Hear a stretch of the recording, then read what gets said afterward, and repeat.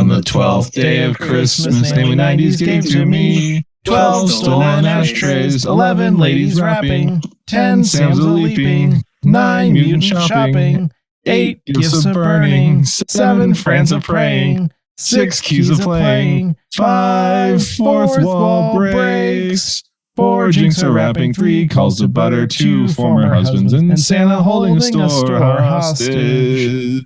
Oh, I didn't know I had to do more. Welcome to Namely 90s. Wow.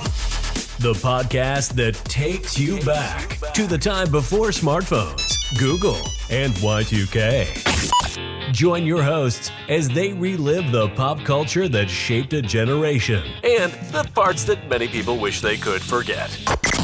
Listen in to the conversation about how the decade defined those who spent their childhood there and how it shaped them as adults. So, turn down the grunge and dial up the internet. Let's get started.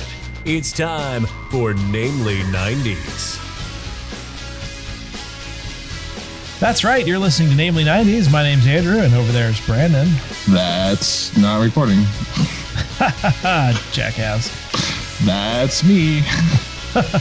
You can find us online at namely90s.com or on Twitter and Instagram at namely90s with the 90s.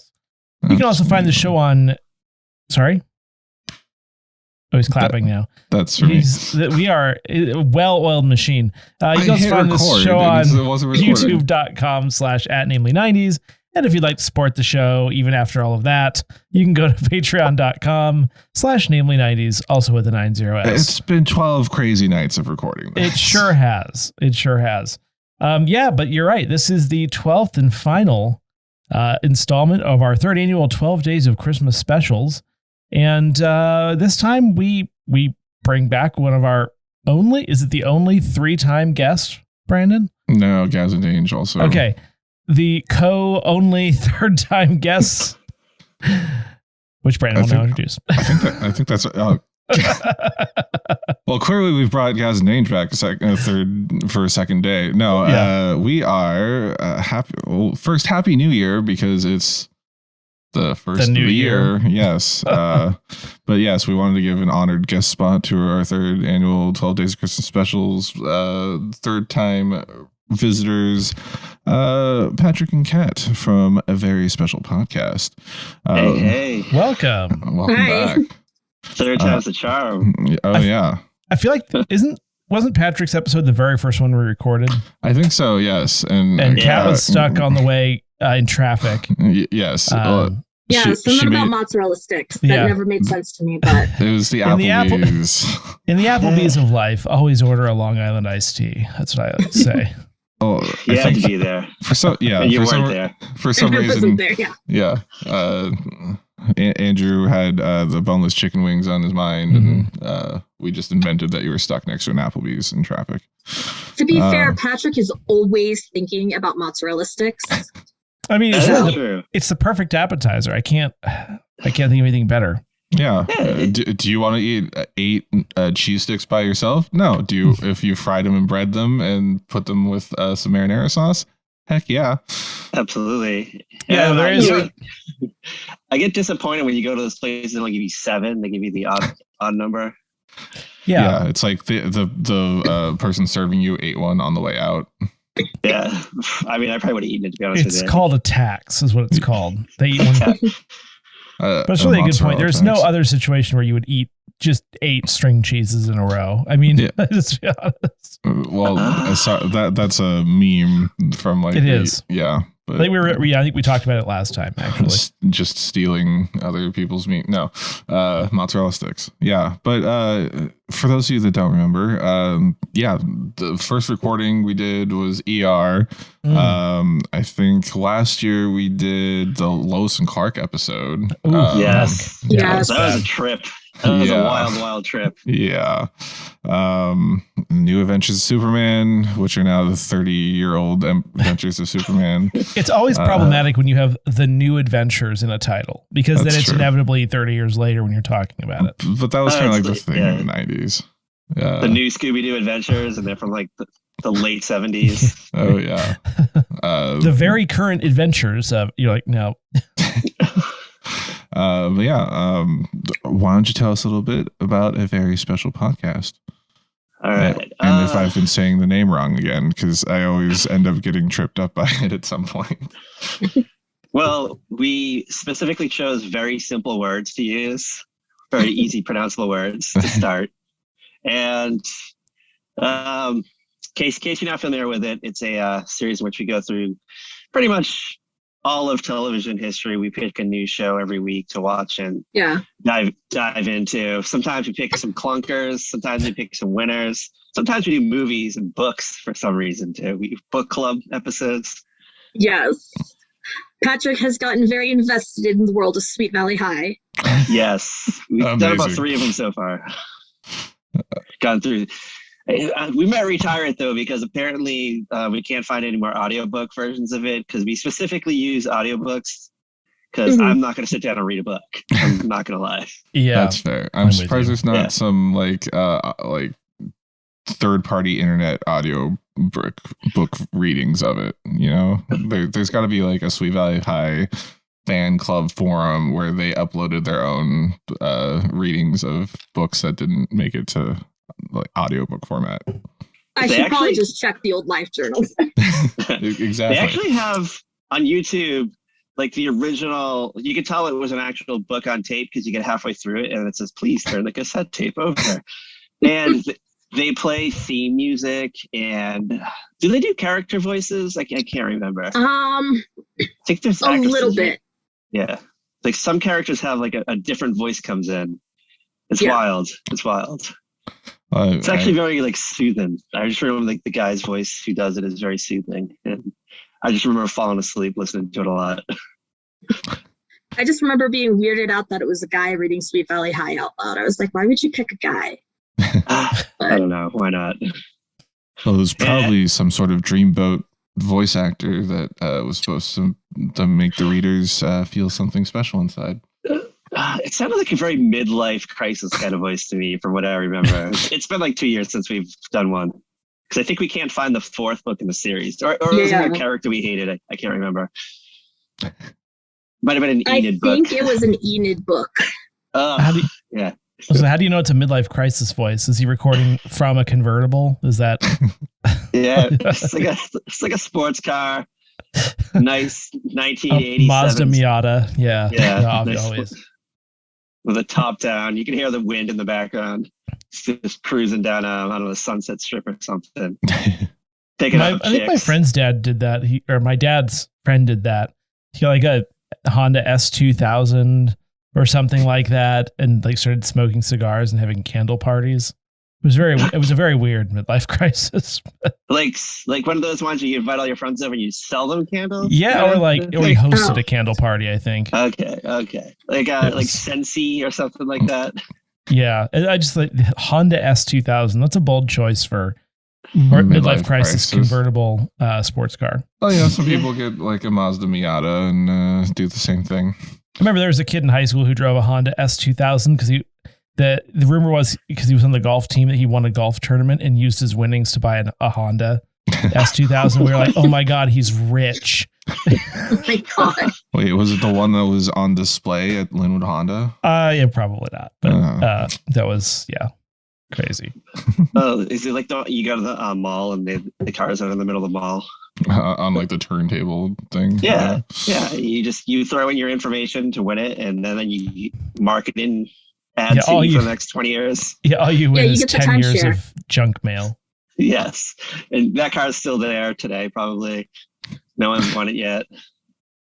So as we know, or as our listeners should know, you two have been at this for some time. You met on, let's see if I can remember this correctly. You met on an internet forum back in the day? Yes, back on an AOL like chat room for a soap opera called Sunset Beach that like 8 people in the world watched. The year was 1987. Wait, no, it wasn't that long ago. It was a little bit closer. It was 10 years later, 97. And then that was 1996, Patrick. Oh, Oh, was it? Oof. Close. Yes. Oof. So close. And then you've been podcasting together since like the advent of podcasting too, for the most part. Or hasn't it been, was it 7 years? I know you have over 250 some episodes. Yeah, it's just fun to see how your friendships, over the podcasting. Just like I evolve words out of nothing. 2014, I think. Is that, or is it even sooner than that? I don't know, to be honest with you. Might have been 7 years last year. Don't remember off the top of my head. I think we just did our 8th anniversary. We're going into the 9th season or something. I figured it out when I did a spreadsheet of everything. Yeah, that's right. Kat has a spreadsheet. Because I had like one day off, and that's how I spent it. She made an AVSP spreadsheet, and then she created seasons for us. And I was like, this is wild. That's I love awesome. it. Yeah. I just want like an official spreadsheet that I can just, everyone, you know how you can like share it with people and you go in and edit it. I just want one of those, like the whole world can join in and look at our spreadsheet. Oh yeah. Add to it. It's like I'll add it to Google Docs later. All right. Yeah. Yeah. We'll just get people to join in on it and just like write something in a field. Why not? Go for it. Sign me up. The Google Docs are always fun to just go in and, you could have your own wiki if you really wanted to go hard on it. Never even thought of that. Yeah. 2023. Put on the 2023 vision board. A very special podcast wiki. Yeah. I mean, that's clearly another day, something to do on your day off, Kat. Not like I get very many of those. Yeah. So let's see. What else? Where can everyone find you? What is your release schedule like? I know you took a bit of an extended break this year. Yeah. We had a sabbatical, but we're back. I'll let Kat do this because she's good at remembering all this stuff. I'm always one to forget, so then I get. We try for what? One episode a week. We try, yeah. We try. It doesn't always happen. Yeah, our schedules Patrick's clash. busy as a nurse, and. Yeah, I'm the night nurse. I'm like Claire Templeton from the Marvel. Netflix series. Oh yeah, hailing superheroes and stuff, and getting them back out on the street. Spitting image Rosario Dawson. I'm pretty sure that's what they call like NyQuil in the UK. Night nurse. Night nurse. Yeah. It is. Patrick's correct that there's 3 versions of Night Nurse in Marvel Comics, and in the MCU, it's Claire Templeton. Claire Templeton. Yeah, I'm her. I just had to patch up Daredevil. It was pretty intense. Oh yeah. I hope she comes back when they have the new Daredevil series. But let's see, what is the other thing that I was supposed to ask you, because we're clearly professionals at this. I think you asked what they like, where to find them, and I was going to say, other than behind a Del Taco, where's the best place for people to find you? Oh gosh, where are we? We're on like all the podcast aggregators, I think. Patrick has like found a way to put us like everywhere. We have a YouTube. Ooh. You can find us on like all of the social medias. Twitter, we're Very Podcast, and the others were a very special podcast, and we don't accept imitations because there is an imitator out there. Yes, we did thwart it though. That was like year 3's enemy right there.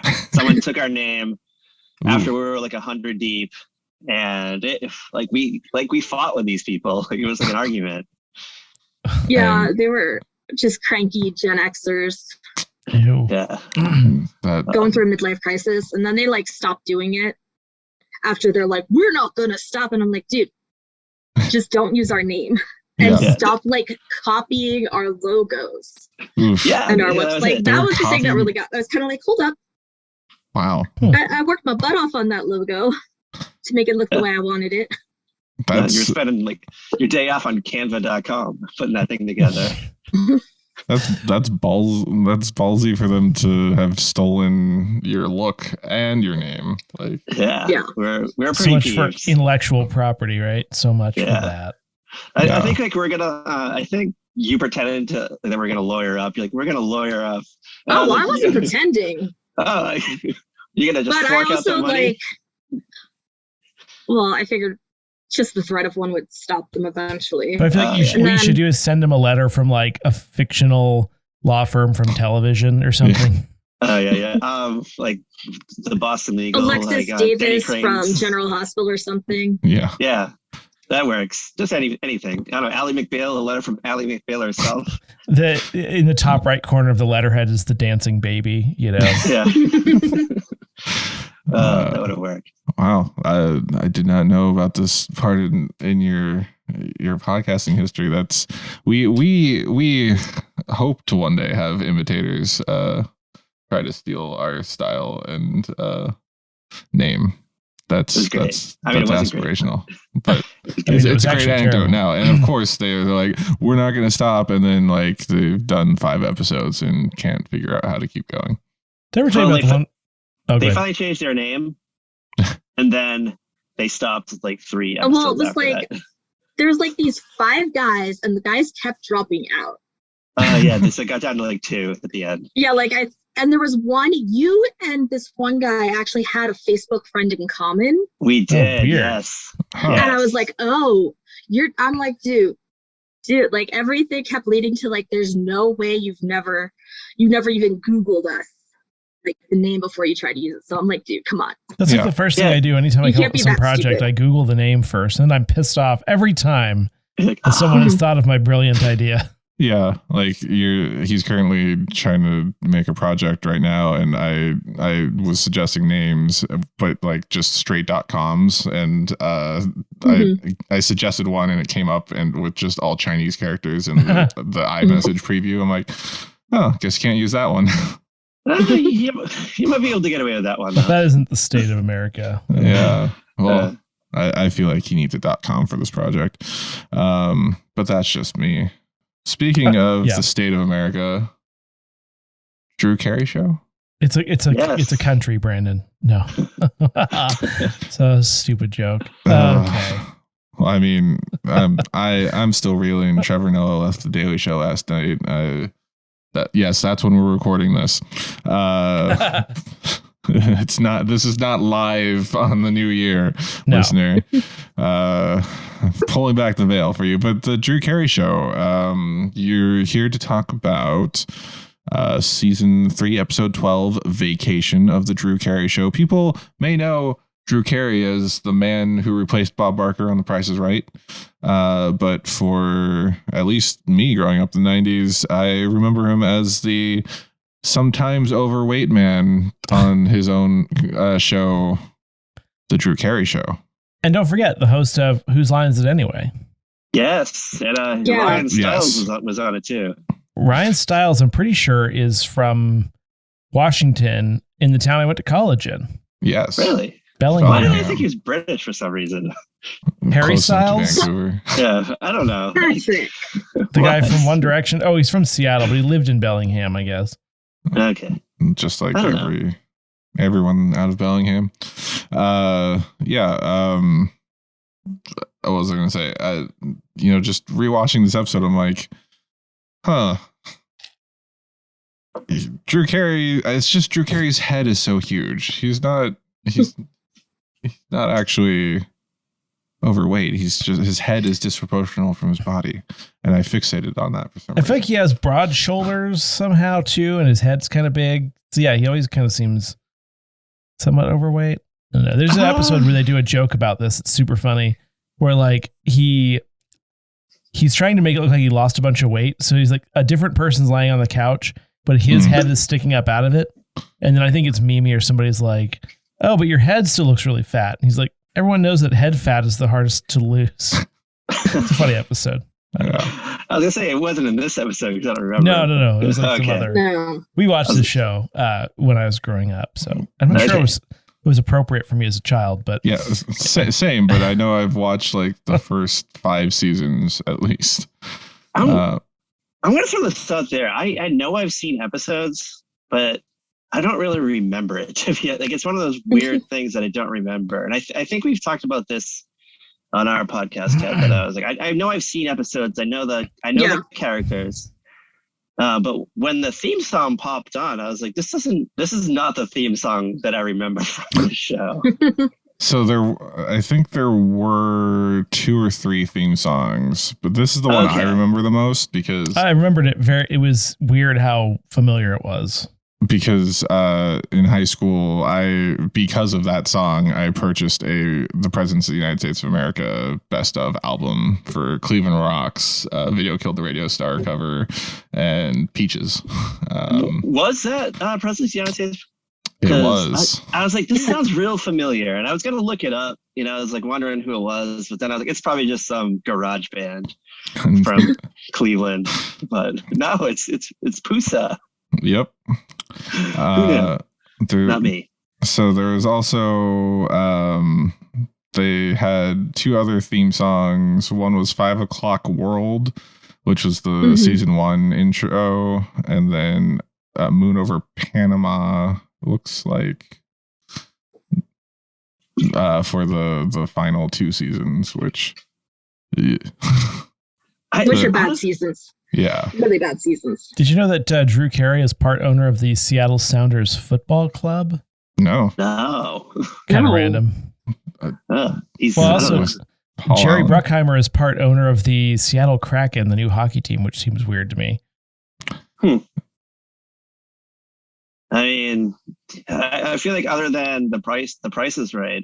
Drew Carey's not up to that much these days, so he's got to fill in that time. He's not doing spreadsheets. I know, but he's got that Drew Carey Show money, Yeah. I mean, he was on Dancing with the Stars a few years ago. Oh, was he? Was he?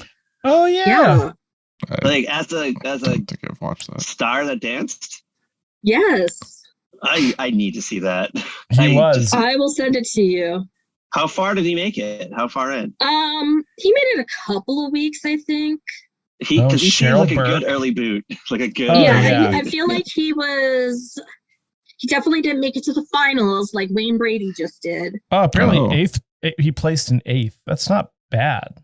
Out of how many? Like how many people 10. are there usually? I feel like it's 9. Yeah. 16. I was going to say there's either 16 or 10. That's a lot. That's a lot of 16 seems like an excessive. Well, let's give it. Stars. Let's say this. He got it to week 6. Okay. Yeah, that's respectable. Yeah. Well. That's longer than I do probably. I'd be like a first one. I mean, you know what? I'd be like asking to be out. I'd like vote for me to leave. You'd fake that'd like be an my ankle appeal injury. to America. I mean, there are stars who will do that. And then there's stars that come on and they're not going to last long, but they're going to last long enough because they're going to get the pity vote kind of thing. And there's usually some there's like an inspirational story. Yeah. Yeah.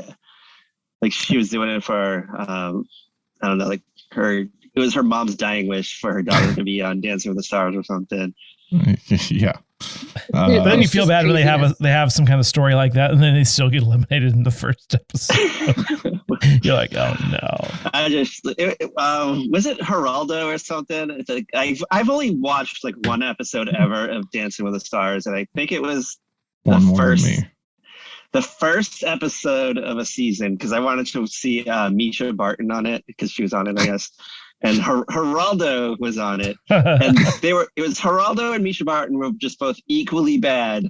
And I just remember thinking, come on, Geraldo, just get him off it, get him. And like he was off, and then I think Misha Barton was off the next week. Well, it's one of my favorite things. Misha Barton, or you're watching the show and you're like, their footwork is a mess. Like I literally could not dance to save my life. And I'm just like, or like we used to watch a lot of those tattoo shows. Have you ever seen those? Where it's like the next tattoo artist. And I'm like, that line work is a disaster. Like I've never had a tattoo. I will never get one. Mm-hmm. I'm here critiquing them on TV. It's good times.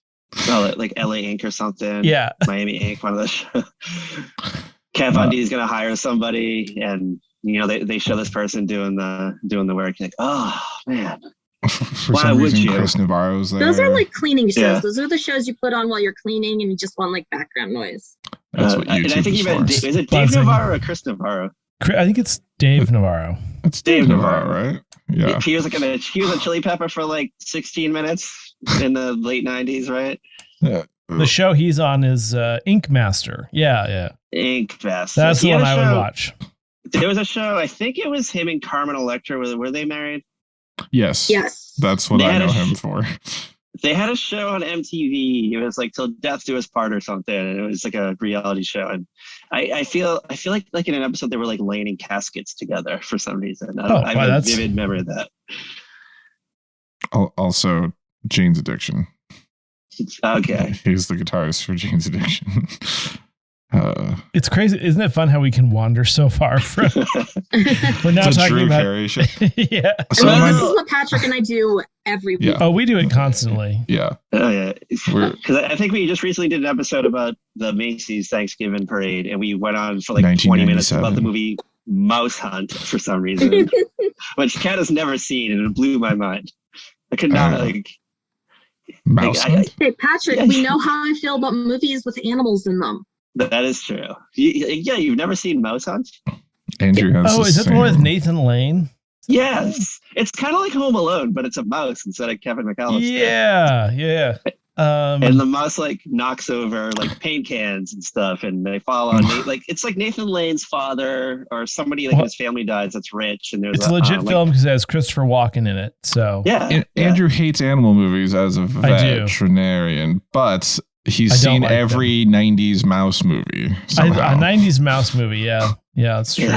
But, you know, there were some good mouse movies in the 90s. I also did see Ratatouille, and Ratatouille, apparently, just Two any American mouse movie. Tales. You know, you had Fievel had Two Great Adventures. He Goes West at one point. Yes, Stuart Little. I think maybe three of them in the 90s. Mouse Hunt. I feel like I'm missing out on another great rodent. Rescuers. Oh yeah. That was the 80s probably. Were they mice? No, they had Down Under. I feel like they went to Australia in one. Yeah, there was the Rescuers, and then there was the Rescuers Down Under. I just remember Tristan Rogers from General Hospital was one of the voices for the Australian mice. I'm kind of partial to Stuart Little because Hugh Laurie is in that, and he's one of my favorites.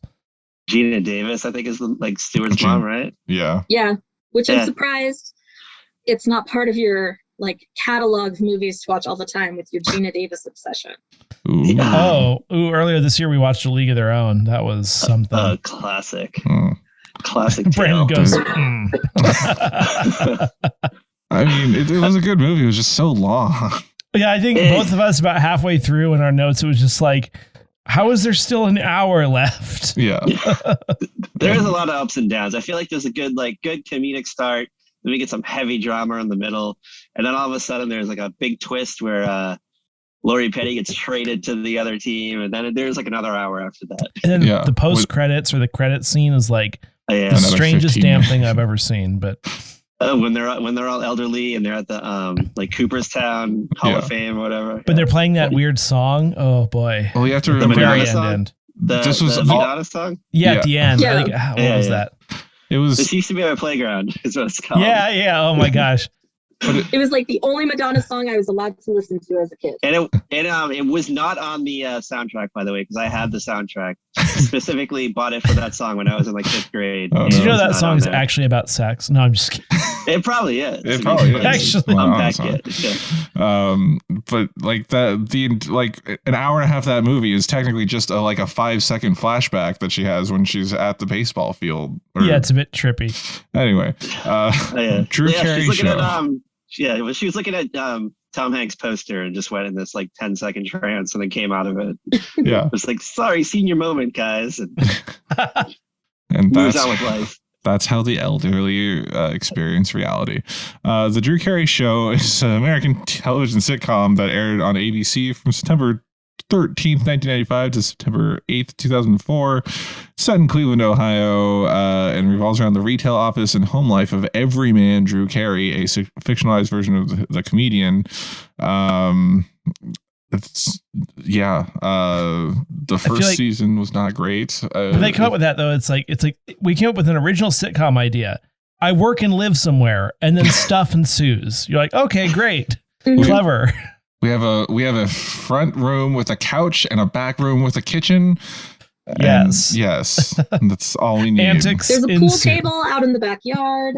I was so fixated on that pool table in the backyard. That came rushing right back to me as soon as I saw that. I was like, oh, that's right. Yeah. It bothered me that he didn't put a cover on it and it got all iced up. Yeah. I was like, how is that going to survive the harsh winter? It won't. It won't. They between each episode, they clearly have to reupholster the table. I was like, that. Like, does he get a discount at the felt store, like the pool felt store? I was really concerned about this pool table. Is that what they spend their beer money on? Because apparently they one of the subplots of the series is they run a small business selling buzz beer out of his garage, which I completely forgot about. Yes, it's caffeinated beer. Yeah. So basically, Four Loko. I didn't know Drew Carey Four Loko. Crazy. And then Kate leaves in like season 5. To go, she does.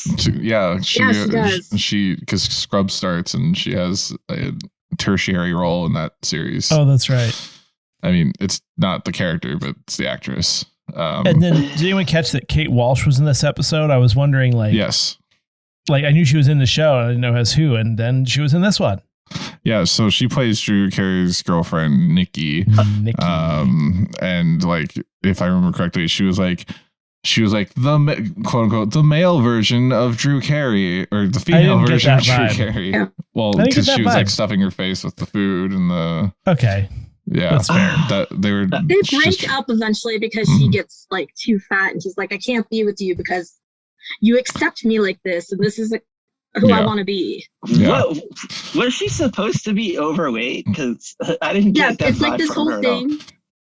It's like this whole thing that builds up, because remember I did that Drew Carey rewatch years ago, and she gets heavier each week to the point where she's in a huge fat suit, probably about the size of Mimi. That's such the 90s. They just cannot stop with the fat suits in the 90s or the early 2000s. Yeah, that was a run. She gains weight and she breaks up with Drew because she's a pretty decent match for Drew. I mean, Kate's probably the best match for Drew. But then was she that leaves. The end game? Was Kate the end game? Yeah. No, because the end game turns out to be Kelly, played by Cynthia Watros. Okay. Wow, you know a lot more about this show than I knew. Patrick, that's what my brain does. It stores weird information. I was driving home from work today, and my coworker texted me. She's like, do you remember what that guy's name was you did the study with? And I'm like, yeah, this was his email address. She's like, good, you don't have to call him back now. I do that, but then I forget to do my taxes. I remember random characters from 90s television, but Cynthia Watros, she was in House too. Cool. She was not. I just remember her from Lost. Was it? Was she? Yeah, she was Lydia Lost. She was a school teacher that gets horribly killed in one episode, and I'm still bitter about that. Spoiler alert! Sorry, no, on a 12-year-old show. Don't worry. Maybe longer than that. I guess I still am planning to watch it at some point. I've only watched the season where they're in the hatch. Season 2. But I think she was on that season, right? Yeah, she's one of the others. Yeah, she's the other. Yeah. Or no, she's one of the tailies. She's one of the tailies. Oh yeah, the tailies. They call the tailies the people who sat on the back of the plane, who fell out of the plane earlier and landed on a different part of the island. Well, then who are the others? The others are the people that were already there all along. They're part of the Dharma Initiative. Yeah, they're scientists. Or they thought they were. And they were all just a fart, a dream and a dog's fart. Possibly. Yes. Possibly. It's up for interpretation. We can't forget about Drew's friends, which include Ryan Stiles as Lewis and dim-witted Oswald, played by Dietrich Bader. And then, of course, Kate, who apparently gets married and moves to Guam in the final 2 seasons. Maybe that's where I always bring up Guam for some reason. I'm just gonna run away to Guam someday. Maybe it's a childhood trauma from watching this show, the final seasons, I guess, which I have no memory of. I don't know. For some reason, most of the show's blacked out in my memory. Well, I don't even remember them working at a store. Oh yeah, That's right. You thought they were working at like a radio station or Well, I something. thought they were working in an That's office. news radio. They're working in the office of a store. Because when I saw that it was a department store, I was like, why are they not selling stuff? Well, Kate works in the department. Oh, no, forget store Craig area. Ferguson. I kind of forgot for a hot minute that he was in this too. So the first season, they work for Mr. Bell at the Cleveland department store. Winfred Lauder. The first season, the boss is Mr. Bell, played by Kevin Pollak, who makes a appearance in the season 1 finale. And then the next season, he's replaced by Nigel Wick, played by Craig Ferguson. Who's an eccentric, sadistic, and unlucky Scotsman. This is all from the wiki. And in the final 2 seasons, they work for a peaceful hippie-like Evan, played by Kyle Howard, and a much more professional Scot, Jonathan Magnum, or played by Jonathan Magnum, a tech-smart but naive 20-something who owns the Never Ending Store, an online retailer with offices in the same location. And was that like an Amazon analog in some ways? Yeah, Probably. something like that. But it was like so that was like 2002 to 2004. I feel like Amazon was around then. Yeah, Amazon was already around. It was still mostly 1994. Oh yeah, I guess they sold their first book.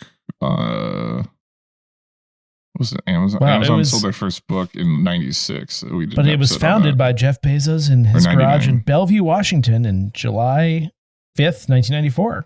Okay. Was the first book sold Sweet Valley High? Absolutely. Yeah. It's now that's canon.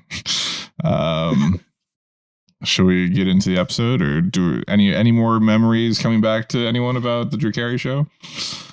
I just remember Mimi Mania for some reason. She was just all over the place, and I have not seen her since the show ended in anything. What's her name? Would you recognize her without the blue eyeshadow? No. I don't know. If she was not made up like Mimi, I would not remember her. You mean she doesn't look like that in real life? I do not believe so. Very little of Mimi in this episode, interestingly. That's true. Yeah, she's only in the very beginning, and maybe in the cold the post credit, she's in the credits post credit scene. Yeah, but she might not even be I think it's just maybe like the choir that she bought to use as part of a decoration contest. I don't know. No, she's singing with them, but yes. Oh, okay. Yeah, she bookends the episode essentially.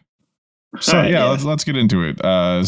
Season 3, episode 12, Vacation of the Drew Carey Show. It starts with Oswald and Lewis donating some toys at Drew's toy drive in his office.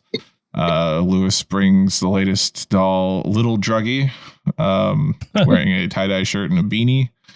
Drew gets in a nice crack about what is that from the Train Spotting collection, which very 90s, current reference. Yes. Yeah. And then so they're for some reason they're there during the office is having a desk decoration contest. And the winner gets tickets for 2 to the Bahamas. And Mr. Wick throws his cup away in the toy drive donation bin. I thought that was funny. Can I point out that you can't just exchange tickets? They have your name on them. Well, it was pre-TSA. I'm pretty sure you still had to have your name on a ticket. You could exchange tickets much easier back then. Yeah, Patrick and I have gone over this before. Okay, we go over it all the time. Anytime we do something involving airplanes, like in travel, and it's pre. I'm not sure. Could you still go to the gate? Remember when people would go to the gate at that time to wait for people to get off? You can't do that anymore. That's why we need more people at the airport. Yeah. I remember going to the gate. That's and good. Just standing there waiting for someone to come out. Yeah, I never flew until after 9/11. That's crazy. You did, yes. That's a fact I knew. Yeah, because we just did a Thanksgiving episode of Frasier, and I think it was 96-ish. Okay. And they very easily just changed travel arrangements completely, like the night before Thanksgiving. Like they were able, like a night or two before. Yeah, they're just Walk like, on. okay, instead of Lilith and Freddie coming here, we're gonna fly out there. yeah, like just swap the names and locate, like, and the flight direction the night before Thanksgiving. Actually, no, I did go on a flight when I was 2 months old to New Jersey, and I remember chain smoking in the plane the entire time. Yeah. Well, I would fly yearly down to California for Christmas to see my grandparents. But yeah, Bahamas trip is on the line. Kate apparently she runs the cosmetics counter downstairs, I believe. Yeah, she's one of the cosmetics girls who's gonna like make you all pretty if you come down and you want to try the new L'Oreal lipstick or whatever. Yes, I don't know if that's still a thing, but I know that was a big thing at the malls, at like department stores. Like you could just sit in a chair and be made up by the people working there. Yeah, you go to like the Clinique counter at like Macy's or whatever, and did they just do it to you for free, or did you pay for it? Like I never understood. Well, because they're trying to sell you like they want you to buy the product stuff they put on your face. So. Like, why is the employee of the store upstairs so much? That doesn't like. Why is she in the corporate offices? Because like, they don't have a set for downstairs. I worked at a Macy's like late. Were you the one that would spray people with cologne as they walk in and then be like, right in the eye? Yeah. No, I wish. No, they put my ass over like, and for some reason they put me in like where the like where you would buy like kitchen mixers and toaster ovens and stuff. I don't know. Kind of near the mattresses. Yeah, like the ones you weren't supposed to sit on, but I always sat on whenever no one was around. When it was like a late night and it's always like the worst looking part of the store. You know, it's like up in the top on the second floor in the back right corner with weird lighting. There's no foot traffic up there. No one ever goes up there. It's just like someone with a coupon that really wanted to get the new Black & Decker toaster oven that's marked down, but the coupon didn't work on it because it was like small. It was considered a small electronic, and I would just have to fight with people every time they bought one. And I knew it wasn't gonna work, but I'd always like try it anyway. I'm like, I'll just try it anyway, see if it works.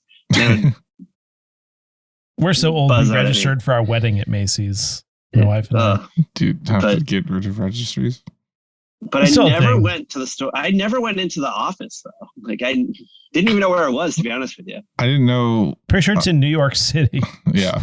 No, but I mean, like I figured the store has an office. Like the the store will have an office, but like your childhood best friend wasn't the assistant HR director, like Keith. No, true. You know. That's Drew's the one that has to That's deal true. with all the people who get their write-ups and stuff for being late or whatever. Oh, he was in charge of pink slips because there's a joke about him making a like a taffy, a peppermint pink slip, peppermint taffy pink slip. Pink slip made out of rice paper. Yep. Rice? Oh yeah, that was it. Okay, and because he turned his whole desk into a gingerbread desk, I guess. His whole cubicle. Everything was edible. I feel like he should have won. Yeah. I don't think it should have been a tie, but I understand his selection criteria had very little to do with anything. Yes, like fair. Kate, as Mr. Wick said, got all tarted up. Yes. She was dressed as like a 70s go-go dancer. I don't know. Like I didn't understand her costume. It was like a go-go girl outfit because like I think back then there was kind of like this revival of the go-go dancer look. Very Austin Powers influenced. Yeah, I didn't. Was it supposed to be Christmas related? I don't know. I was so confused. Yeah, they were supposed to be Christmas related. It was gingerbread. There was gingerbread. There was a choir. There was a boys' choir on Mimi's desk.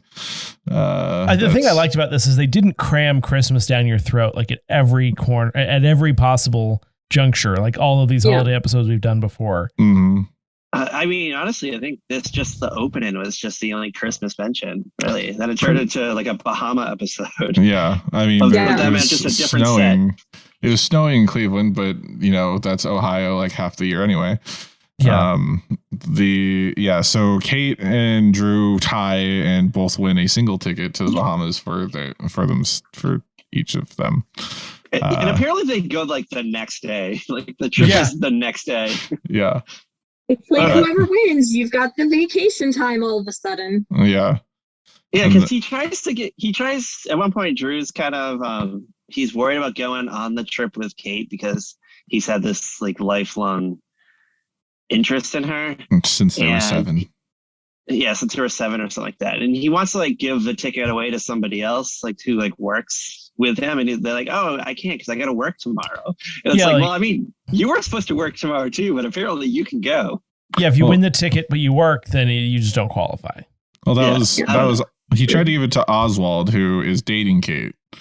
And Oswald kept going back and forth. Oh, I could go. No, you're being too nice to me. And then he's like, oh, I can't go anyways. I have to work tomorrow. Like that was the whole bit. And then I'd forgotten that Drew was dating Nikki at this point in the series. And they do we skipped over the theme song, Cleveland Rocks. So good. Just it's a great song. Highly recommend it. They played pool and the balls were frozen. I actually laughed at that joke. This show is actually pretty funny. I don't know, I'm just gonna say it. Yeah, I enjoyed it. I recall it being good. And it also makes you kind of miss that generation's Whose Line Is It Anyways cast, because it's basically them plus Wayne Brady. Which I used to watch all the time. Like I watched that show. Great show. Weekly. And you know what? I still watched it when it was on the CW, but apparently they stopped doing it. Oh, really? Yeah, like it just ended. What was her name? Aisha Taylor. Yeah. Aisha Tyler. Yeah. I think Ryan Stiles was still on it. And then occasionally, yeah. Oh gosh, Colin Mockery was freaking hilarious too. Ryan Stiles has his own Whose Line tour that he goes on, and I would 100% go to that. Yeah, I would go to that in a heartbeat. Check the college towns near you. There's a college campus like 10 minutes down the street. Maybe he'll show up there. Dr. Drew was there. Dr. Drew did a big speech on I don't remember what he talked about, but it was like at like the peak of COVID, so I don't think anybody science denying. Yeah. He got kind of weird during COVID. He did get a little weird during COVID. Oh yeah, was he one of them? Yeah, he and Adam Carolla got a little Joe Rogan-y for my taste. A little too much. Yeah, but I'm a huge fan of them back from the Love Line days. Oh my god, I would watch and listen to that. Yeah, constantly. Because it was on the radio every night. It was like syndicated. And I would stay up to like, I don't know, 2 a.m. and listen to it when I was. There is an archive website where you can download recordings of the old episodes. It's nice. I'm sure they're horrible listening to today, but back absolutely. in the day, yeah. So I just remember a lot of ranting going on from Adam Carolla's side. Oh yeah. So Drew tries to give his ticket to Oswald, who's dating Kate. Oswald can't go because he's working. So Drew tries to guilt Kate into giving it to Nikki, but Nikki's like, as we mentioned earlier, has been getting progressively fatter through each new episode. So at this point, she's shoving chicken wings in her mouth, watching, I think, the football game. And she's like, I can't lose 15 pounds and be in a bikini shape by tomorrow or whenever they're leaving. So she denies the ticket herself. It's Drew almost makes the mistake of saying, if I can be big and sexy, you can be big and sexy. But Kate saves him from saying that to her. There's a whole there's a whole weird segment there where I'm trying to figure out why they're all there. Like it's the night before a Bahama trip. Yeah. And I'm like, why is Kate not at home packing, getting ready, maybe looking for a passport? Because it's not like she planned on going to the Bahamas. And Drew's like, probably should be doing the same. But it's like, instead I'm just going to have all my friends come over. We're going to drink a couple buzz beers and just like hang out. They're always at Drew's house. They're always at Drew's house, just like everybody else just shows up at Jerry's apartment on Seinfeld.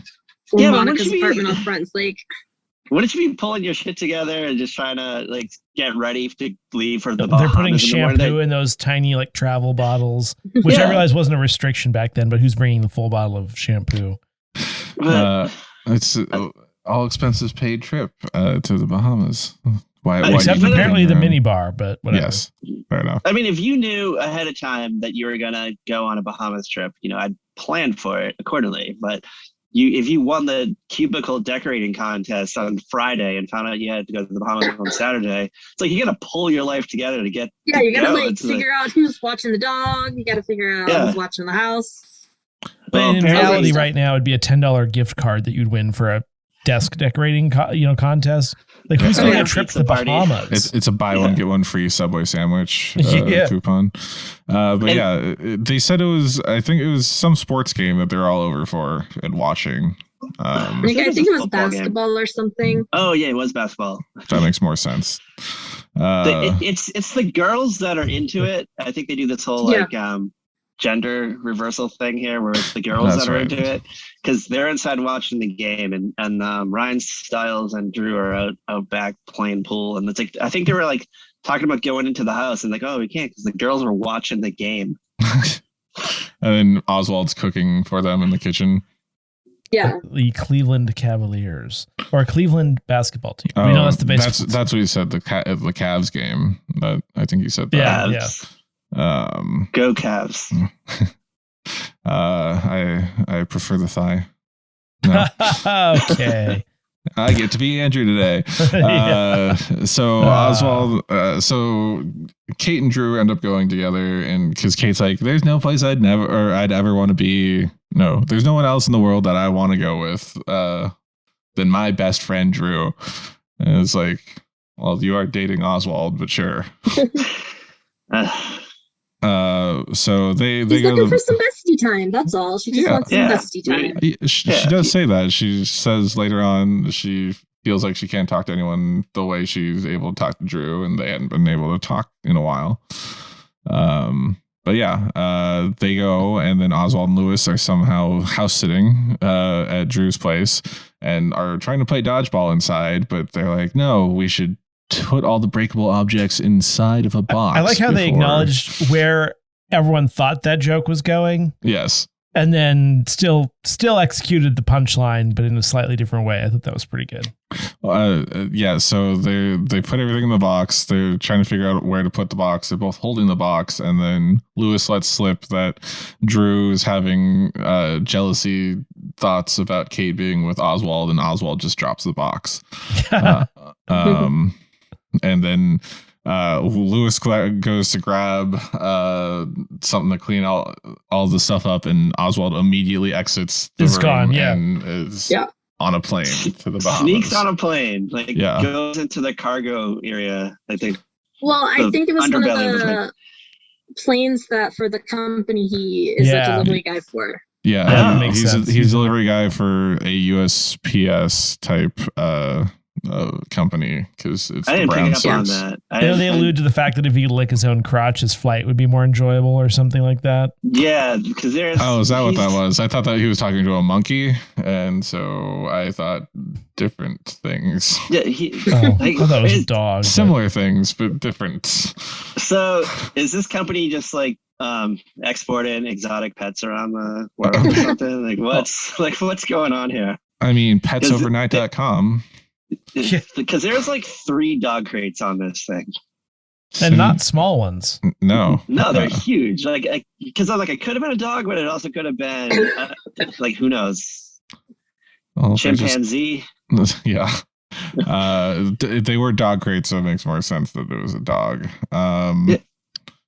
Petsovernight.com send you little bundles of love overnight in a box.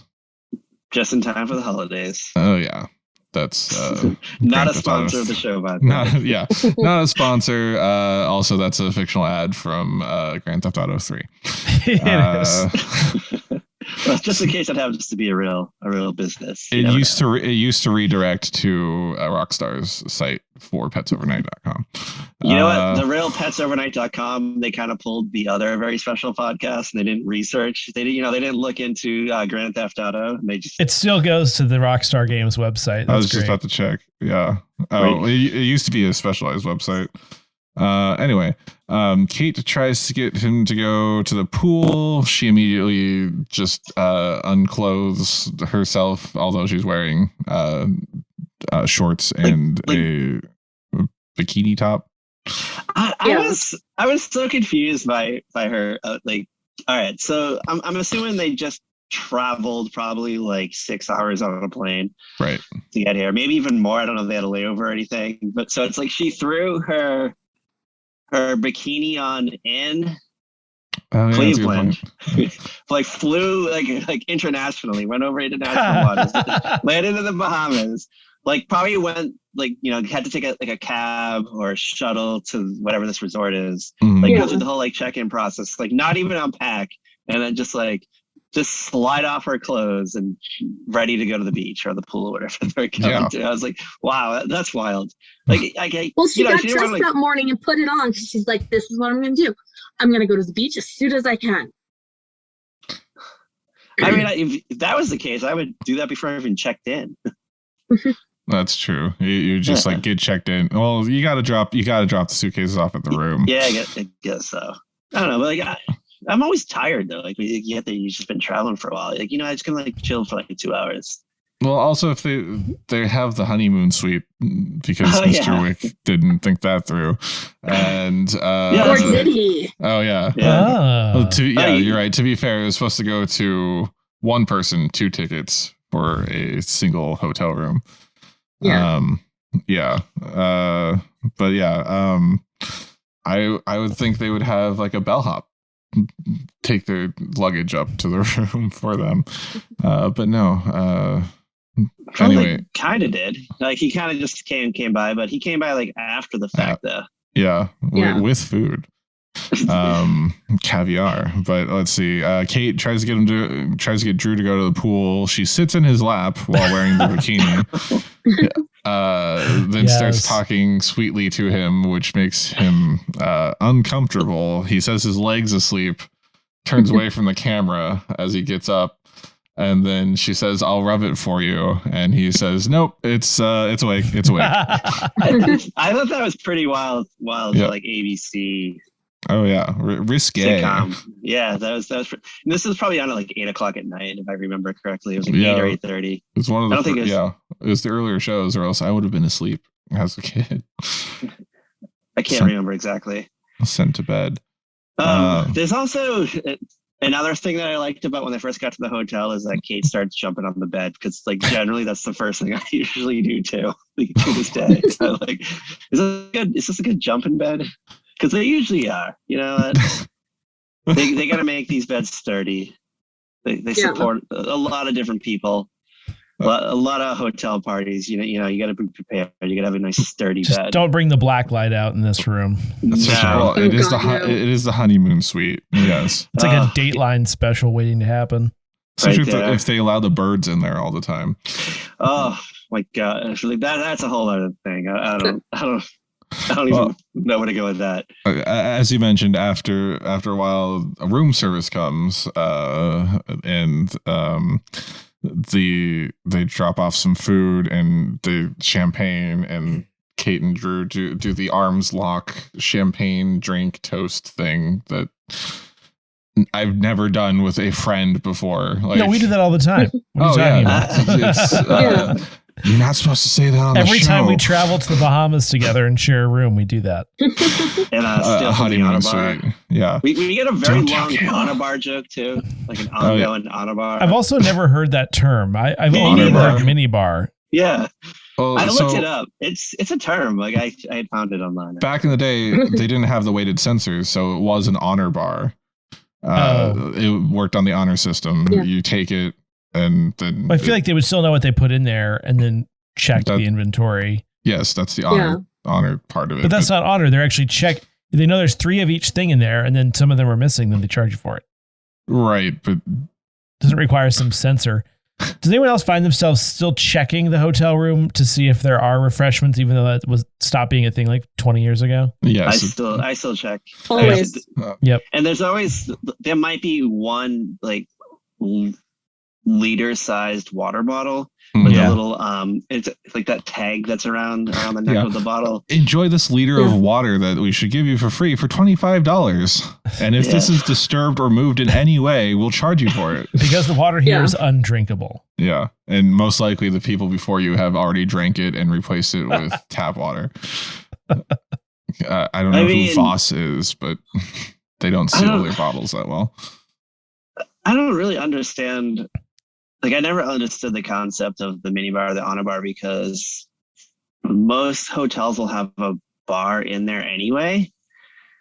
And generally they're average prices, but just because you're getting it inside the room, it's going to cost extra. I don't know. Yeah. Why do you think it went away? Do you think it's because they can't verify like the age of the people in the room, or just because people didn't use it? You can't card people's children. That's a good point.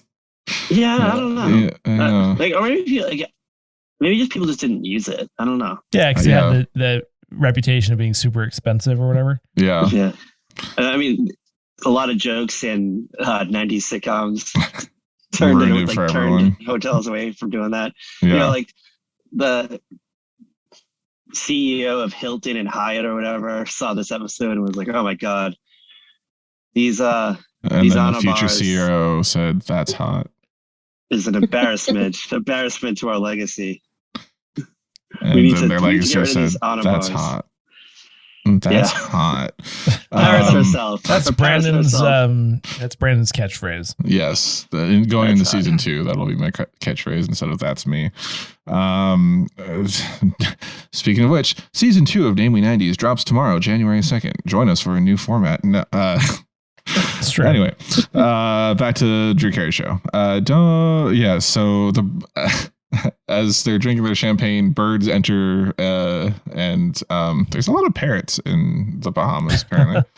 And were there seagulls? Like, they look like seagulls to me. There was one macaw in the bottom left. Like, I saw that. But yeah, I guess they're mostly supposed to be seagulls. They looked really gray. They looked like tropical, like cockatiels and parrots and cockatoos. I don't know birds that well.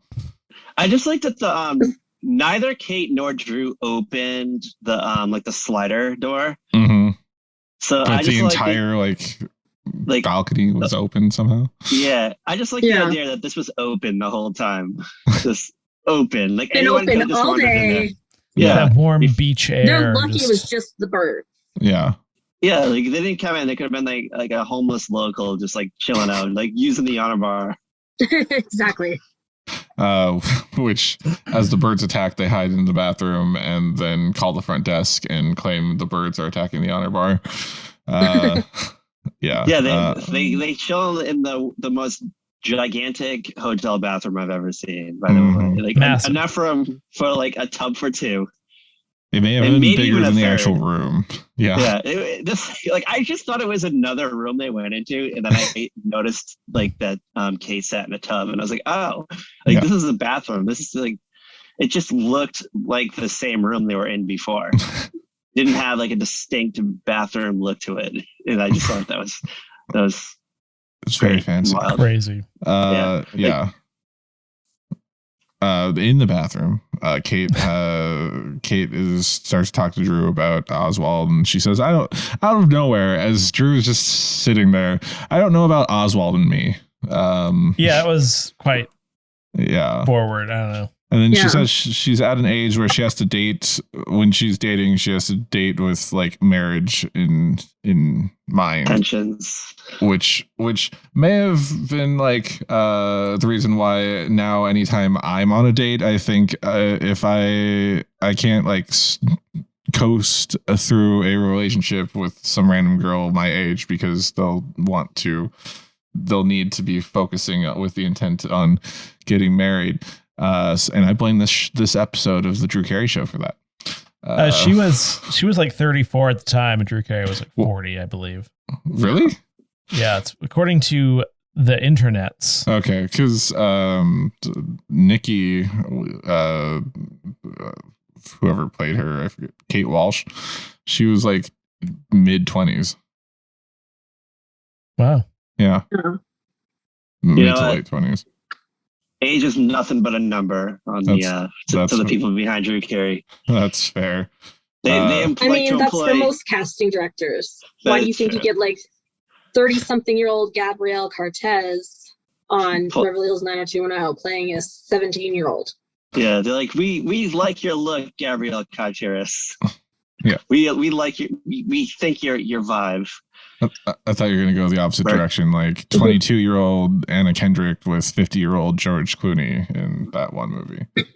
Ooh. I mean, you could go that way too. And I always thought Gabrielle Cartez on 90210. I always thought it was like a never been kissed scenario. Like she's like undercover. She has an AARP She card. looks older than the teachers. We like watched. She was like on a mission, like a secret mission. Yeah, I don't know. 21 Jump Street style mission. Trying to stop teens from smuggling drugs into the community. But back in the hotel, the guy that brought up their room service has shooed off all the birds, and he's exiting the room when Oswald shows up, and he's like, did they do it? Or I don't remember. It's like the classic misunderstanding where he thinks they're talking about Drew and Kate, but really he's talking about the birds. Mm-hmm. Yeah, he's like, they were everywhere. They did it all over the room. Yeah. And then there's like a weird, and then when they were done, they defecated everywhere. We're not talking about people anymore, are we? Yeah, that's right. And then Drew comes out and sees Oswald, and Oswald's like, I have 3 questions for you. Did you have sex? Really? And that was his 3 questions. I actually got a good laugh out of that one too. Yeah. Diedrich Bader was great in this. Before Oswald found Kate in Drew's room, though, there's this whole thing of him just following random hotel guests around. Following them back to their room. Yeah. And then being like, if you were a lawyer and I killed somebody, what would you do? And it's like, first, they're like desperate to get in their rooms and away from this crazy person. Yeah. He's the reason why they should keep those slider doors closed. Yes, exactly. But he's Batman. Very nerve-wracking. The voice of Batman. But yeah, so Drew's like, I'll just take my room key and I'll go back home. And you could tell Kate that we planned this whole time. And why don't they all just stay at this point? Well, yeah, he has to fly back. They're going, clearly they're going to have sex in the hotel room. Yeah, true. Like Drew could sleep in that bathtub. That's true. Fair. Yeah, just throw just get an extra like comforter from the I don't know, linen closet. It was a big room, yes. Yeah, ask for a rollaway bed, like a cot or something. But I don't know. Instead, he asks the concierge guy about a nude beach. And the guy's like, all right, will you be watching or joining? And then Drew's like, I wouldn't mind joining in. And he's like, the guy's never mind. No. Yeah, never. We don't have any. They don't exist here. No. They closed it down. They shut it down. And then in Andrew's favorite trope from these holiday episodes, it ends with choir boys singing. Is that my favorite? Well, it's supposed to be a sarcastic one, but now this sounds funnier if I just say that is. His favorite trope is his sarcastic favorite trope is when they just end on singing a Christmas song for no reason. All right, yeah, so it's Mimi's choir group that she, I guess, hired for her desk decorating contest. She somehow gets them on television, gets them on like a local channel, and then uses this time just to slander Drew Carey on television. It's like, Christmas-themed Drew songs. Yeah. Or Drew-themed Christmas songs, yeah. Like, do you wonder what these kids' parents thought? Like they were getting their child into when they let them be part of this choir? Like, what the hell? They're just getting money. Because they bastardized all these like Christmas songs to make fun of a single man. And this crazy clown-looking woman is like, "We're gonna make fun of my coworker." Yeah, I I wanted like a C storyline that took place before the decorating contest. That was just Mimi like putting this all together. Like I want to know how she got on television. Like, is this just like just a local show, or is it part of the news? Does she know somebody? Did she win another contest? It's just like a local American Idol kind of thing. Where did she find all the boys? Did she like hold all dishes that went for Louder on a Saturday or something? Yeah, is she part of a little like community church and she just borrowed them for the day? Like, why weren't they in school? I assume this was a weekday during the day. Yeah. There's a lot of questions that I had. So many questions. Yeah. But that brings us to the end of the episode. Final thoughts from everyone? I'm gonna say this was a mostly good episode. It is funny. We get we get a little bit of Christmas just to kind of tie it all together. But then we get like a fun like out of town like fish out of water episode, which I always love when they go to like they're supposed to be somewhere exotic, and all we get is just a hotel room with like maybe like they show a window, you could sort of see a palm tree, so they do that kind of thing. Yeah, which I love. And yeah, it was just a mostly great episode. And I don't remember a lot about the Drew Carey Show. You have blocked it out for some reason. I don't know if Mimi traumatized you. I don't know. Or Mr. Wick traumatized you, or the show is just so absurd at points that it traumatized you. Well, I mean, at one point they drove the Batmobile. Yeah. And I mean, Drew and Mr. Wick get married so Mr. Wick can stay in the country. Yeah, that's wow, I forgot about that. There's I remember a pop-up video episode too for some reason. Yes, there was a pop-up. Yes, wow. That's all I remember. And then I think Drew Carey was also on he was the voice of Dilbert around this time too, on a animated Dilbert series that was on like UPN, I think. And for some reason, I mixed these two shows up. So I was like, To be fair, there are jokes on the Drew Carey Show where people would leave Dilbert dolls in Drew's cubicle for him to find because the characters, they look so much alike. In my notes, I wrote down that Drew Carey was so generic back then, he felt like the human form of Dilbert. I always thought that too. I just remember like not really reading Dilbert, just like kind of skipping through Dilbert in the Sunday funnies. So I never understood the jokes. They're always talking about memos and stuff, or like HR jokes. And I was, I don't know, like 12, and I didn't get it. I'm like, where's Garfield? What's Garfield up to today? But I just remember like I was thinking, oh, that looks like the Drew Carey Show guy. And then he was. It's not voiced by him. It's not. But, it's not. Interestingly enough, I know some guy named.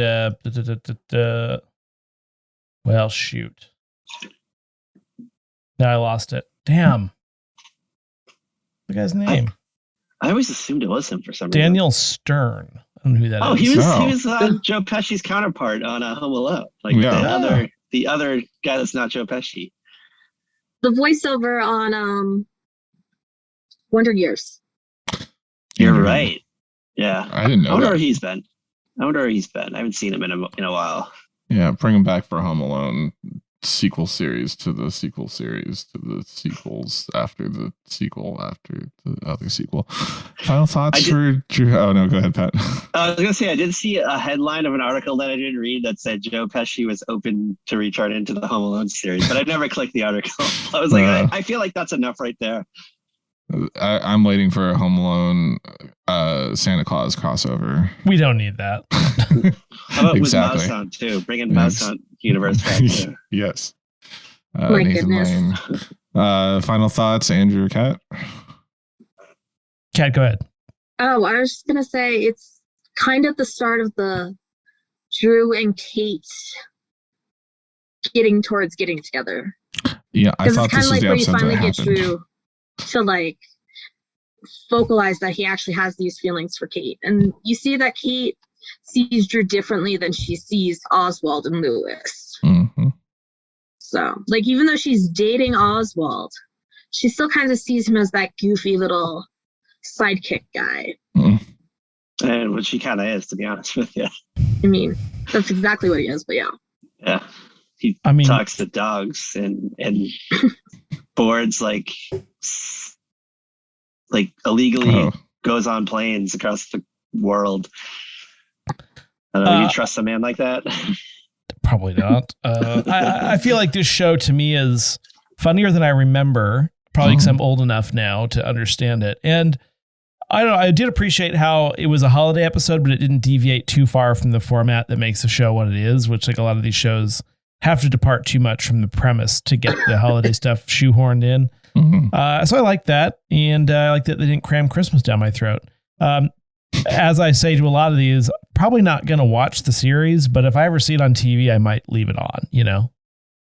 I think it's on one of those deep like channels. Laugh TV or something, Me TV, one of those. I definitely seen it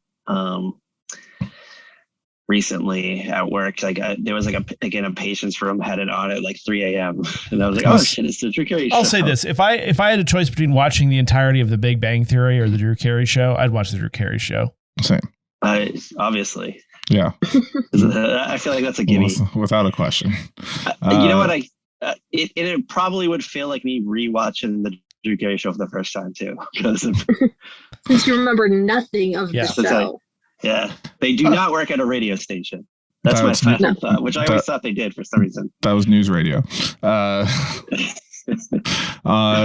thought for me, watching this episode, a lot of like going into the specials, this is the one that I wanted to watch the most because I remember watching the Drew Carey Show a lot as a kid, but then like just reading this episode description, I could not remember a single thing about it until I started watching it, and then things just kept coming back to me.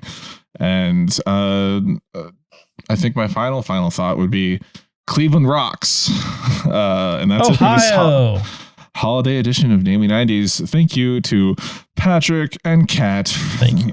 Or as we would say, Patrick M. Dunn and Kat Halstead, the author, from a very special podcast for coming on. Let our listeners know where to find you two. And if I just doxed you by accident, tell me to cut it out of the episode. That's okay. We're on all the podcast apps, Apple, Spotify, maybe. Yeah, we're on Spotify. We're on Amazon. We're on Podcast Addict, Google Podcasts, YouTube. We're everywhere, Patrick. Podbean, maybe. Check out Podbean. We're on Podbean. Yeah. Take pod and put it with any other word to make a portmanteau. You'll find them. Live Journal, of course. Blurty. And as always, you can find us on Twitter and Instagram at Namely90s with 90s, or find our personal Twitter accounts at Bshoot and at Namely Andrew if Twitter is still a thing in the new year, and tell us what you want us to talk about on future episodes. If you'd like to support the show, please check out our Patreon, patreon.com/Namely90s, also with 90s. Finally, you can also contact us through our website, Namely90s.com. Please subscribe to us on Apple Podcasts, Stitcher, Google Podcasts, Spotify, YouTube, Ohio, Deezer, TuneIn, Good Pods, iHeart, and wherever you get your podcasts from. I'm Andrew. That's He's having an identity crisis. That's Andrew. Thank you one final time to Patrick and Kat from a very special podcast. And thank you, listeners, for joining us through our third annual 12 Days of Christmas specials. Join us tomorrow for the first episode of Season 2. That's right, Season 2, after 2.5 years of Namely 90s with a brand new format. Thank you and good night.